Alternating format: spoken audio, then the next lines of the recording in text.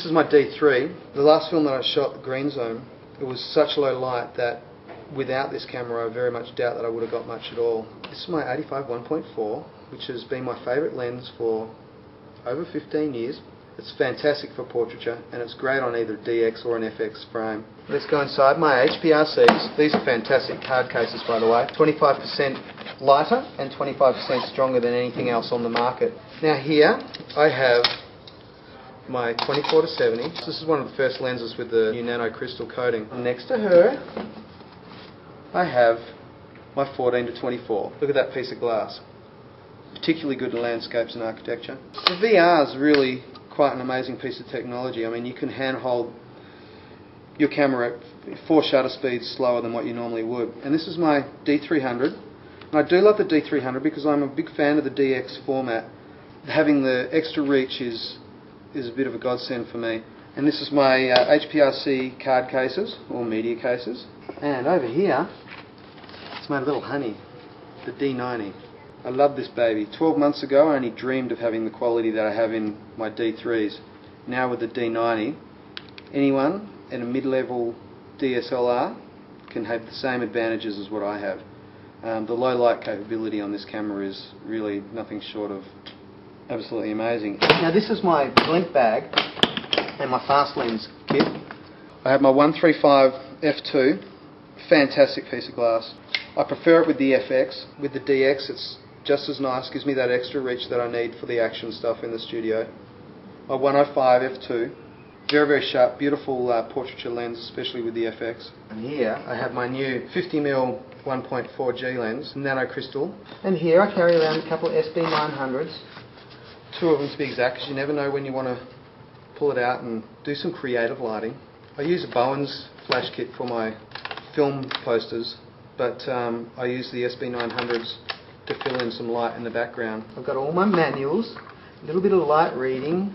I love my manuals.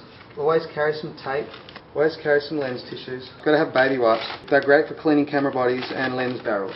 Don't use it on the glass. And here I have my remote kits. My WT4A, that's for my remote transfer. And this is for setting off my flashes, my ML3. Okay, here's my Sekonic light meter. I find that I use it more outdoors than indoors, believe it or not, especially on the beach and places like that. Now this is my blimp, and basically all I do is I put my camera inside here, plug it in, close her up, put it on a tube, and that goes over my lens, and then I go on set and press a little button and it makes no noise, so I can shoot while we're doing a take. I need a lot of safety equipment and wet weather gear too. My wet weather trousers, always have my Aussie beanie. I carry several types of gloves.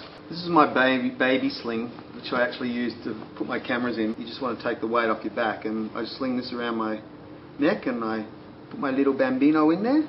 My rain covers, these are really fantastic. I mean, like you can almost dunk your camera under the water with these. Ziplocs. It's my harnesses. I have a range of harnesses. This is just a waist harness. Then I have a climbing harness if I need anything more serious. Ski goggles. They're great in not just snow. You'd be surprised. I mainly use these in sandstorms and very heavy wind. These ones I use for guns going off. My safety tool, which will cut through the webbing if you need to. That'll cut through webbing or seat belts, that sort of stuff.